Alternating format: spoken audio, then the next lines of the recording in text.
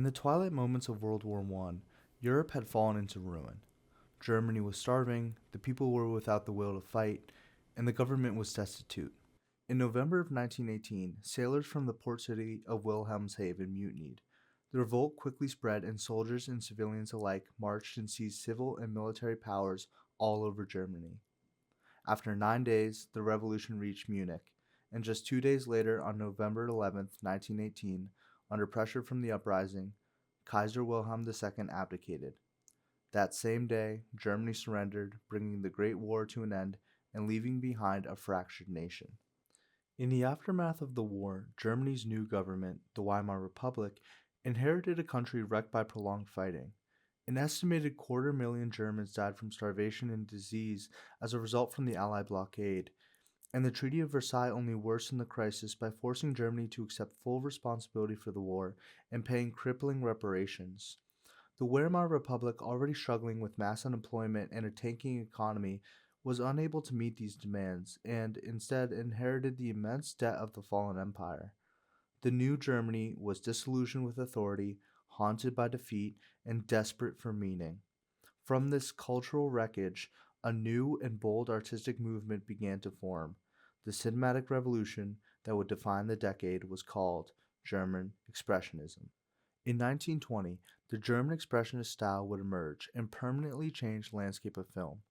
Realism was no longer able to express the instability and depression of post-war Germany. Filmmakers instead used theatrical exaggeration to best describe the utter ruin that they faced. The films that defined the movement became an artistic response to the nation's trauma. The style was defined by its distorted sets, intricate costumes, and horrific characters. The economic collapse of the Weimar Republic vastly limited budgets, forcing filmmakers to paint shadows onto walls and build sets from cardboard and cloth. These films gave Weimar Germany a semblance of identity and became a reflection of the sentiments and politics of the German people at the time, where political extremism was on the rise.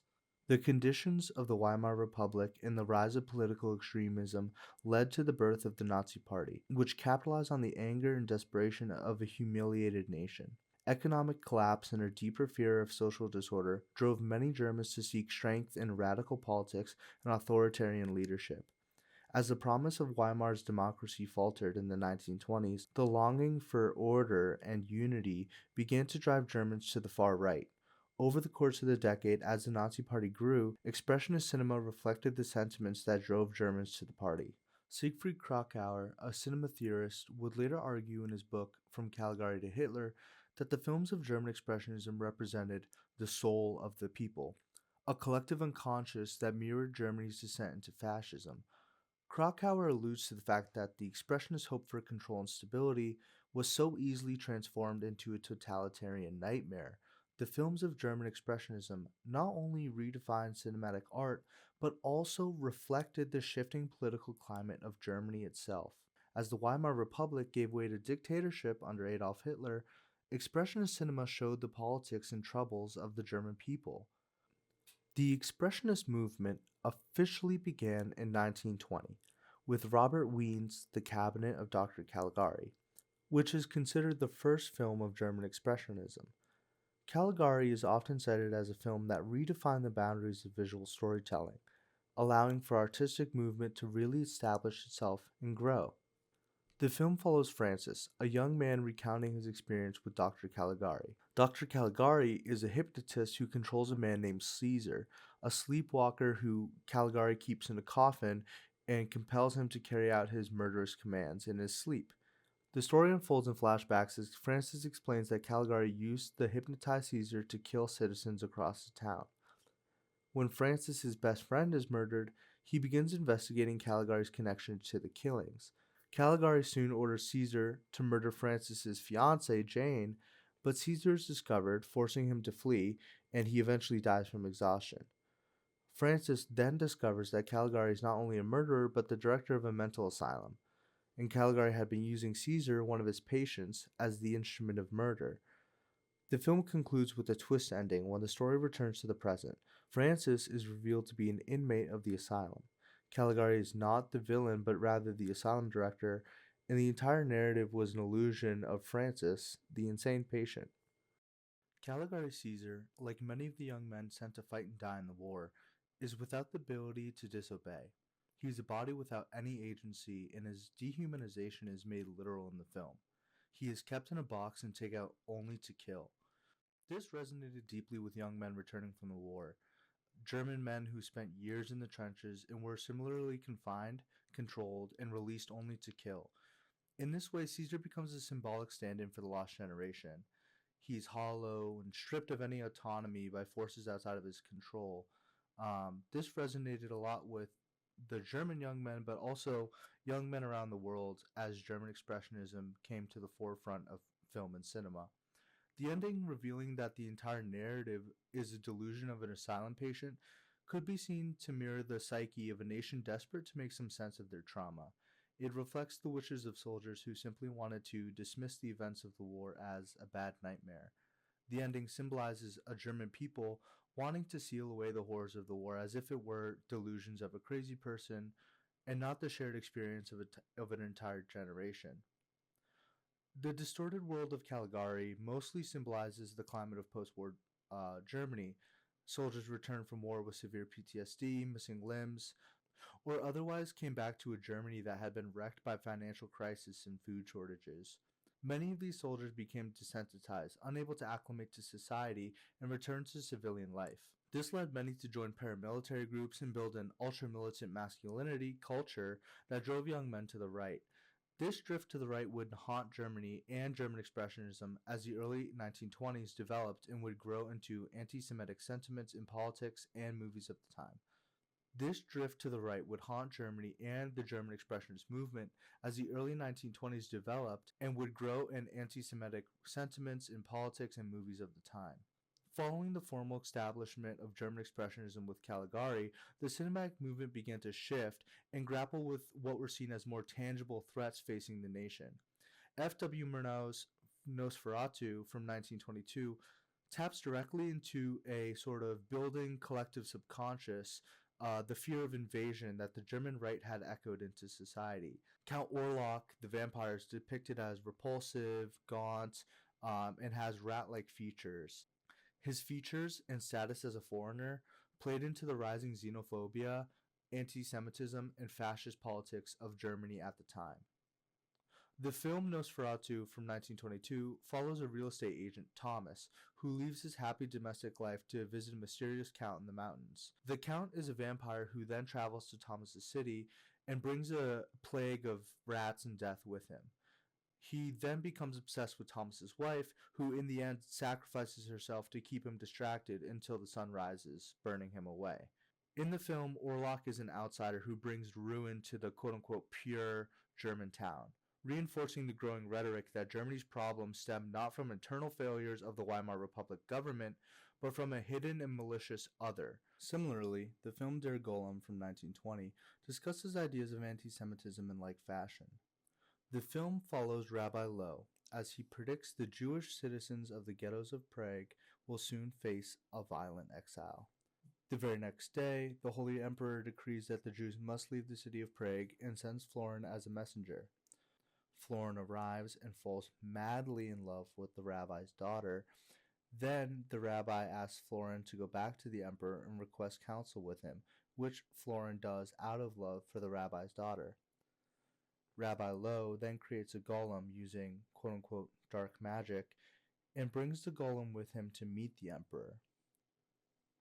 Upon having counsel with the emperor is amused by the golem and asks the rabbi to perform another magic trick, upon which the rabbi summons a visage of the wandering Jew. But when the council of nobles begins to laugh, the palace begins to collapse. The golem, under direction from Rabbi Loew, holds up the ceiling and saves the nobles, who then, in gratitude, allow the Jews to stay in the city of Prague. Upon returning to the city, Rabbi Loew removes the life from the golem, but when he finds Florin in bed with his daughter, he resurrects the golem to throw Florin out. Except the golem, in a rage, kills Florin and begins to destroy the Jewish ghetto and sets fire to the city. The golem is only stopped when a little girl removes the amulet from his heart, returning him to lifeless clay. The story of the golem in this movie depicts Jews of the city of Prague as closed off, practitioners of dark magic, and destructive to themselves and the Christian citizens of the city. The Christian messenger Florin is killed by the golem for falling in love with the rabbi's daughter. The film negatively portrays Jews, especially Jews of strong faith. Der Golem, like Nosferatu, doesn't outright vilify the Jews of Europe, but its messaging suggests negative qualities that are attributed to Jewishness. These films, both Der Golem and Nosferatu, come at a time where anti-Semitic sentiments are becoming more widespread throughout Europe as the Russian pogroms, or mass Jewish extinctions or massacres, occurred, and as the Balfour Declaration came out, which helped push Jewish support behind the Allied nations of World War I against the Central Powers. During this time, many people carried irrational fears about Jewish immigration, and anti-Semitism grew at an alarming rate. Siegfried Kracauer argues that the political power of Nosferatu lies in its ability to validate the irrational fears of the German public, leading them down a path to fascism. He writes, quote, "The German soul, in its utter loneliness, experienced the world as chaos, a mass of mutually exclusive concepts and contradictory emotions. From this situation, two solutions seem possible, either to plunge into chaos or to cling to an absolute tyranny." Kracauer means to say that the German population was at a crossroads, in which many civilians felt that they faced either absolute chaos or absolute tyranny, and the vulnerability of this irrationality was abused by the Nazis to take power. By using the Jewish, Romani, communist, etc. as a scapegoat and rousing a lost population against them, Nazi leaders could offer a solution and gain power through fear and manipulation. As the acute hyperinflation crisis of the early 1920s stabilized, German cinema began to move away from the abstract. Films like Nosferatu, Der Golem, and Caligari shifted to more straightforward narratives that set the necessary psychology foundation for the next phase of Weimar cinema, which would tackle the immense anxieties of a rapidly industrializing and socially fractured nation. To understand how German Expressionism changed from the early 1920s to the late 1920s, we have to look at the political landscape. In 1923, among the rise of anti-Semitism in Germany, Adolf Hitler and fellow Nazis stormed a government meeting and demanded that the government be overthrown and the Nazis be put in power as the legitimate government of Germany. The beer hall push ended as a failed coup when the next day military and police were able to arrest the armed revolutionaries and imprison Hitler. During Hitler's short time in prison, he wrote Mein Kampf, and quickly rose to popularity as a legitimate political figure in Germany. This was the political climate Germany faced as they entered the mid-1920s and as Fritz Lang entered the world of German Expressionism. Also by the mid-1920s, Weimar Germany experienced a brief period of economic stability known as the Golden Twenties. The short period of wealth merely masked the profound political and social faults in the Weimar Republic, but even as cultural life flourished, the chasm between the working class and wealthy industrialists cemented a deep class divide and fostered a widespread fear of modern mechanized life. After the failed beer hall push in 1923, the Nazi Party spent the mid-decade building its nationwide apparatus.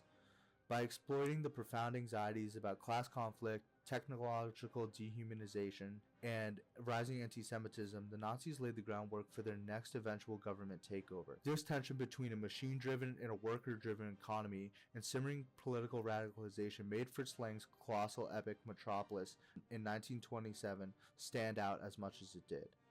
The film's expressionist roots are evident in the stunning set design, which physically manifests the difference in the societal structure. The workers are shown moving in regimented, synchronized lines. The labor force of Metropolis is essentially Caesar on a mass scale. They are stripped of all agency and live only to serve the powerful head of the city, Joe Fredersen. The film explicitly deals with the threat of worker revolution, depicting an underground uprising spurred on by the worker Maria and her robotic double, the Machine Man, who incites the workers to destroy their own factory in the revolt. Kracauer, in Caligari to Hitler, interpreted the destruction not as a proletarian triumph, but as a projection of the elite's fear of the masses' self-destructive and uncontrolled revolutionary violence. The workers' revolt is portrayed as terrifyingly irrational, validating the Weimar's fear of the uneducated, emotional crowd acting against their own interest and anger, sort of an anti-communist sentiment at the time. In 1929, the fragile stability of the Golden Twenties crumbled with the Great Depression. In Germany, mass unemployment returned and political violence skyrocketed as the Nazi Party began its final rapid ascent to power. By exploiting the renewed economic misery and the widespread fear of total societal collapse, the Nazis were able to make huge strides in recruitment and political power. As the cinema transitioned to sound, Weimar directors like Fritz Lang moved away from expressionist fantasy and towards a chilling, realistic depiction of urban chaos and the utter failure of the democratic state. Where Metropolis and Der Golem and Nosferatu, like films before, were more abstract, Fritz Lang's first sound film, M, from 1931, stands as the chilling cinematic prophecy of the fall of the Weimar Republic.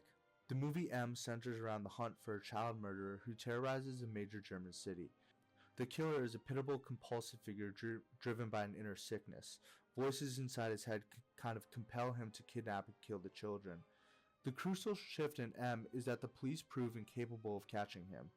Their incompetence paralyzes the city, and in a sort of commentary on the failings of the Weimar Republic, the city's organized criminals and community of the city rally to find the killer and bring him to justice on their own. The dramatic irony of M is that the criminals prove far more capable of restoring order in the city than the police. The gangsters use their established networks of beggars, spies, and informants to track the killer down, leading to a stunning sequence where the killer is brought before a makeshift court held in an abandoned brewery and run by the criminals. The climax of M is the underworld trial, where the killer delivers a hysterical plea for his life in a sort of kangaroo court setup, claiming that he cannot control his compulsion to kill. The leader of the criminal gang rejects his plea, advocating for swift, brutal justice. This scene, filmed against the backdrop of Hitler's rise, is kind of a terrifying premonition of Nazi rhetoric. The organized criminals represent the fascist desire for immediate and cruel action against societal parasites. The crowd's furious affirmation of the killer's death sentence mirrors the public's increasing demand for absolute solutions to complex societal problems, something that the Nazi Party promised citizens through violence and purging. The film's final message from the grieving mothers, "We must watch the children better," solidifies that the solution is not found in the legal system, but in the masses' vigilant emotional self-defense, a request that the citizens stand up for themselves when politicians will not. The evolution of German Expressionism cinema reflects sort of the failings of the Weimar Republic and its eventual demise. The movement began with the purely internal psychological torment of the cabinet of Dr. Caligari, where the question of authority was still framed as a matter of individual delusion or obedience. But that quickly transitioned to the perceived external threats of the early 1920s with Nosferatu. By the middle of the decade, films like Metropolis showed a nation willing to surrender its future to non-rational and fascist powers for merely the chance to escape the chaos of the class struggle. The final stage of Expressionism, represented by M, shows the complete abandonment of faith in the democratic state. The films move from stylized, subjective paranoia to hyper-realistic depictions of a society where official law enforcement is framed as incompetent and salvation is found only in the organized, violent power of a paramilitary authority. These themes mirror the political reality of Germany itself. The constant cinematic repetition of the strongman figure, Caligari, Orlok, the machine man, the gangsters, reflected the German audience's shift towards Nazism and fascist dictatorship. The terrifying dream world of the expressionist screen dissolved into catastrophic political reality of the Third Reich, and the Weimar and Expressionist cinema would come to a violent end. German Expressionist cinema was unique in the way that I don't think you could ever have a genre of movie like that today. It was technologically advanced with the times and also reflected the psychological needs of the people of Germany. It was a way of having a dialogue between the filmmakers and the people who were seeing the films, from the elite to the working class. And I think that's what makes German Expressionism so special, because it was at a specific moment of time where people need to be heard. And that's what German Expressionist cinema did. It gave the people a voice to really talk about what was going on in their life. And I think that's why it's so beautiful, because it's from a window of time where all the people needed to do was sit down and talk. Thank you so much for watching this video. If you learned anything, please let me know. And if you want more content like this, make sure to comment and ask me to do a video on another topic relating to film or history. Thank you for watching, and I hope you have a wonderful rest of your day.